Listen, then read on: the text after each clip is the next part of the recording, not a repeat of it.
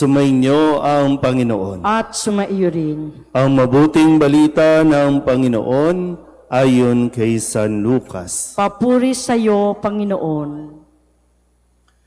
Noong panahong iyon, sinabi ni Jesus sa kanyang mga alagad, "Maging mahabagin kayo, gaya ng inyong ama. Huwag kayong humatol at hindi kayo hahatulan ng Diyos. Huwag kayong magparusa at hindi kayo parurusahan ng Diyos. Magpatawad kayo sa inyong kapwa at patatawarin kayo ng Diyos. Magbigay kayo at bibigyan kayo ng Diyos, hustong takal, siksik, liglig at umaapaw pa ang ibibigay sa inyo. Sapagkat ang takalang ginagamit ninyo sa iba ay siya ring gagamitin ng Diyos sa inyo." Ang mabuting balita ng Panginoon. Pinupuri ka namin, Panginoong Hesukristo. Isang magandang gabi po sa inyong lahat. Ngayon po ay Lunes ng ikalawang linggo sa 40 araw na paghahanda. Sino po ba ang unang nasaktan? Ang tao o ang Diyos? Sino ang unang nanakit? Tao. So, ang unang nasaktan ay ang Diyos. Pero sa kabila niyan, ang Diyos ang unang nagpakita ng habag sa tao. Maalala niyo yung kwento, no? Doon sa aklat ng Henesis. Nasaktan ng tao ang Diyos sa pamamagitan ng pagsuway sa kanyang utos, at dahil doon pumasok ang kamatayan. Pero dahil nga sa habag ng Diyos ay pinalabas lang sila doon sa hardin na po pwede namang on the spot, burahin na sila sa mundo. No? Kasi talagang nagkaroon pa ng epekto na sinatawag nga nating kasalanang mana, magpasa hanggang ngayon. Pero hindi ginawa ng Diyos dahil patuloy siyang nagpapakita ng habag sa tao. Naintindihan po ba? Yan. Kaya nga ang panawagan sa atin ngayon, sabi ni Kristo sa Ebanghelyo, "Maging mahabagin kayo gaya ng inyong ama." Naranasan nyo na po bang mahatulan o yung mahusgahan, yung ma-judge? Sa ngayon, ang termino, mabuli. Naranasan nyo na ba yun? Naranasan nyo na po ba yung maparusahan kayo ng kung ano-ano, maparatangan ng kung ano-ano na hindi naman totoo? Yung pinagtawanan na kayo, naranasan nyo na ba yun? Naranasan nyo na po ba yung mawalan? Mawalan ng pera, mawalan ng karelasyon, mawalan ng trabaho. Ano pa ba? Mawalan ng bag. Kahit sa loob ng simbahan, nawawalan tayo. No? Marami pang bagay. Pero ang tanong nga minsan, bakit hinahayaan ng Diyos na maranasan natin ang mga ito? Ano ba? Ano bang trip ng Diyos? Bakit niya hinahayaan na maranasan natin ito?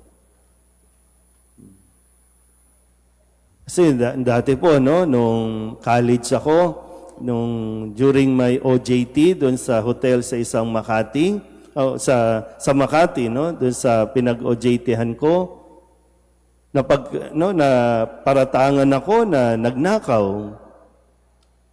Dahil doon, buong PWU na-ban doon sa hotel na hindi na siya pwedeng magpadala ng OJT at ang bigat dalhin noon. Napapasok ka lang sa compound ng school, nakatingin sa iyo, buong eskwelahan, siya ba? Siya ba yung nagnakaw? Ang hirap, no? Ang hirap. Pero yung mga bagay na ito nga ay, sabi ko, bakit tinayaan ng Diyos? Ano ba? Lagi nagsiserve naman ako sa simbahan, active naman ako sa simbahan, bakit kailangan kong maranasan yun? Deserve ko ba yun? Pero sa paglipas ng panahon, doon ko rin naunawaan na para bang salamat sa Diyos, naranasan ko yun. Kasi yung mga karanasan nating ito, yun yung mas nagtuturo sa atin paano maging mahabagin. Nakukuha niyo po ba? Sino makakaunawa sa mga babae na iniwanan ng asawa? Yun ding naiwan. Sino makakaunawa sa mga taong nagugutom, walang makain? Yung mga nagutom na. Kaya nagiging madali na magbigay, tumulong, kasi alam mo ang karanasan. Alam mo ang sitwasyon ng isang tao na nandoon na minsan mo nang naging sitwasyon din. So hindi ito lahat na parang minsan kasi kapag hindi natin naproproseso yung ating mga karanasan, inaakala natin lagi na pinarusahan tayo ng Diyos o kaya pinabayaan tayo ng Diyos. O pwedeng minsan, bakit ikaw ang kailangan magkaroon ng anak na medyo gifted? Bakit kailangan ikaw ang magkaroon ng anak na special? Bakit? Para mas matuto tayong maging mahabagin sa sitwasyon ng iba. Nang sa ganon, hindi tayo maging mapagmataas. Yung ba ang tingin natin, ang perfect natin? Kasi wala tayo nung ganong problema, wala tayo nung ganyang pinagdadaanan. Pag di natin hinahangat, di natin pinagdarasal. No? Pero ngayon, kailangan pa ba ng maranasan natin na magera sa panahon natin ngayon para magkaroon tayo ng pakiramdam o pakialam na may mga tao ngayon ginigera na nabobomba, nawawalan ng bahay, namamatayan? Na kaya tayo minsan maraming tao, wala naman ako dun, wala akong pakialam dyan. Kaya kahit yung ipagdasal, hindi natin maibigay. Kasi hindi pa natin nararanasan. Bagamat yung mga sinauna dito, mga pinanganak ng 1930s, 1940s, naranasan nyo paano girahin ng Hapon. At alam ninyo yung takot, di ba, na nararamdaman ng mga tao na may marinig ka lang na tunog, na totroma na, di ba? So, hindi tayo pwedeng mabuhay ng walang pakialam sa kapwa. Kasi isang malaking kasalanan din yung wala kang pakialam sa nararamdaman at nararanasan ng iba. Yung, ano bang tawag doon? Yung hindi lang ignorante ka sa, hindi ko makuha yung term, yung salita, pero, di ba? Kasalanan yung